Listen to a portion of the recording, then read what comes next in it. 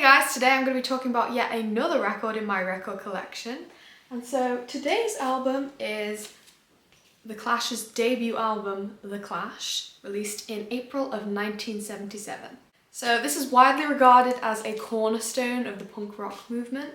It's raw, fast and energetic, and it really captures how the band was in their early days. It was recorded and mixed over 3 weeks in February of 1977 on a budget of £4,000. And it would also go on to reach number 12 in the Billboard charts, which is kind of impressive for a punk debut album. But I do have my own personal opinion on the production of this, and it's the fact that it sounds quite tinny, but we'll get onto that later. Okay, so this front cover is iconic. I mean, everything about it, can you see it? It was taken by Kate Simon in Camden, I believe, of the same year, 1977. Not only is this front cover like iconic, it's also just because it's got the 3 band members, not much else going on. It kind of shows that sort of no frills, sort of punk rock DIY thing that they had going on. Same with the back cover.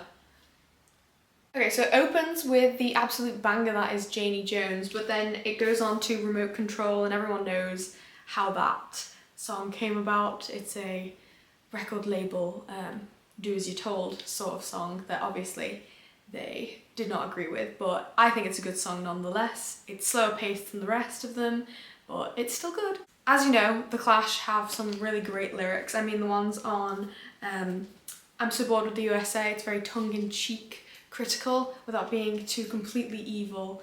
Well, not evil, you know what I mean. There's also White Riot, which is obviously the most iconic single, but it does lack in sort of the volume aspect. If you actually hear this on vinyl, you could understand that it would be probably like a bit of a letdown, sort of, but not to say that it isn't fantastic. It just isn't, it's a bit too lo-fi perhaps. Then there's also the cover of Police and Thieves, originally by Junior Murvin. Really great cover, and it shows that they weren't afraid to, show what they were inspired by and just do a, reggae cover, which is cool for them, sticking to themselves. But then not every track is exactly perfect. I mean, there's a couple ones that are definitely, you can tell, are album tracks, like Protex Blue and 48 Hours. They just feel kind of throwaway to me, but some people may love them. They feel kind of more rushed, and they have like less of an impact than obviously like London's Burning does, but at least they keep the pace of like the energy throughout the album. Okay, so this was recorded and mixed, as I said, in the span of 3 weeks in February of 1977 with producer Mickey Foote, and you can kind of tell that it was done this way, that punk DIY sort of one take kind of things. There's a couple tracks where you can hear, vocal cracks, or you can hear Mick Jones kind of wailing away at some kind of overdub solo bits that, they weren't exactly as concise. You can tell he's just searching for something, but it does capture the energy of the time, so I think that's really cool. So I'm led to believe that they were recorded in about 1 or 2 takes, which is quite impressive actually, and so it kind of captures the band's live energy, which obviously they were known for their high energy and fantastic shows.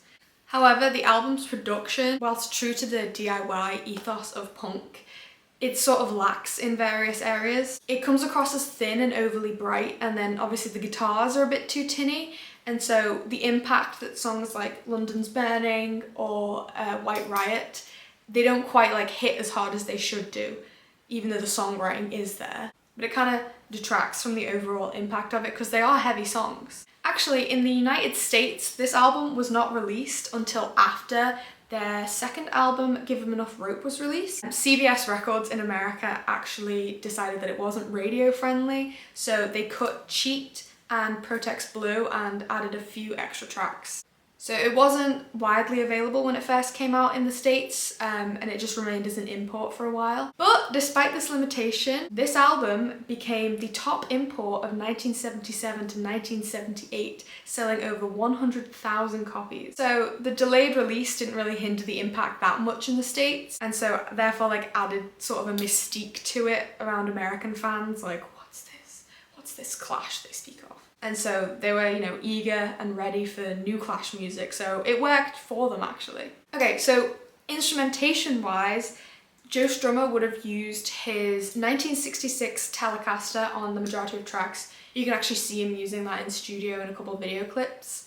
And then Mick Jones would have used his 1950s, I'm not sure what year, but I do know it's a 1950s Gibson Les Paul Jr. And then Paul Simonon, the bass player, would have used either his Fender Precision or his Rickenbacker. I actually can't find any information online as to whether it was the Rickenbacker or the Precision that was used on it, because in a lot of the live shots and videos that were done at that time, he was using that Rickenbacker, but information online also says that he used a Fender Precision at this point. I'm led to believe that that will come after, so I'm just going to say that it was the Rickenbacker that was used on this. So I just thought that was good to know because they're all kind of using their iconic instruments at this point, so that's real cool. And then the drumming duties were actually to Terry Chimes, their original drummer, rather than Mr. Topperheadon that would come on later. The drumming's quite simple, but I mean it works. It's punk rock drumming and it gets the effect that's needed. On this, I don't think, because this is not a, oh it is. I think on the original presses, or I'm not sure if it's on most of them, I think mine's an original press, they have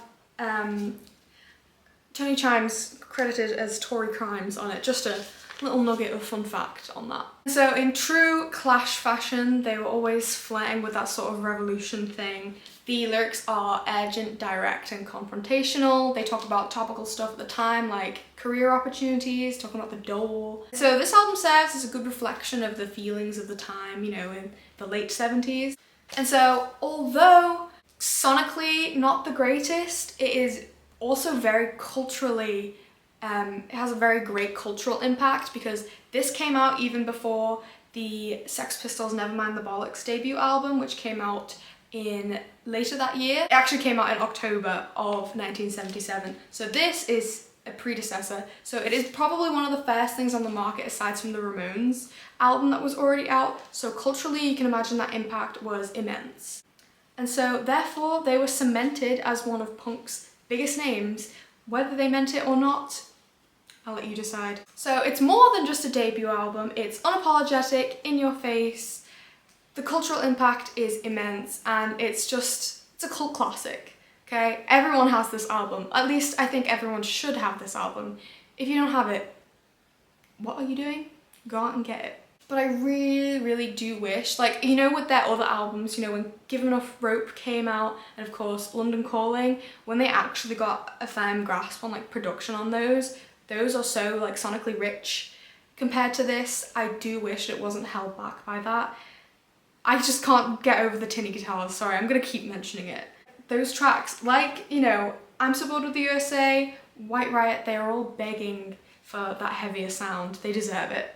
That being said, the songwriting and the energy and, you know, the attitude that is on this album make it unforgettable. It's not perfect, but maybe that's the point. I mean, they're supposed to be quite rough and ready. Of course they were. It's their debut. They only got better from that point onwards. Or did they? No, I'm just kidding. I'd like to know what you guys' take is on this album. So let me know in the comments and get into some discussion. So that is all from me album-wise, and I'll see you in the next video.